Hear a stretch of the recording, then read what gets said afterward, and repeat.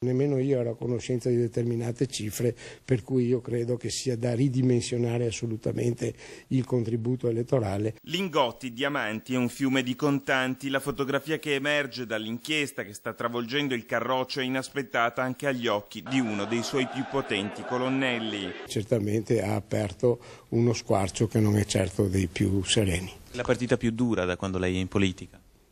Credo di sì, non tanto come battaglia politica, ma più che altro come amarezza, come delusione, e quando si avvinglia in questo concetto si rischia poi di non avere la forza, la capacità e la volontà magari di continuare. Chiamiamola pure catarsi tragica, ma che comunque deve portare poi ad essere ancora più convinti. Un pericolo implosione al quale nessuno dei fedeli alla linea leghista ha intenzione di assistere inerme. Gentilini ieri ha lanciato l'out-out: o si cambia o faccio le valigie. Io credo invece che Giancarlo, come sempre, giustamente anche faccia le sue osservazioni, ma credo che qua non ci siano situazioni particolari.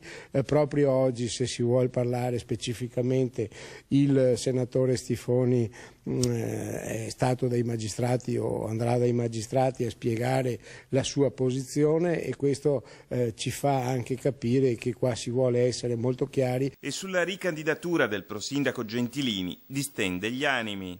Se si può fare, ci possa essere magari anche un rinnovamento, senza mai ovviamente dimenticare le figure carismatiche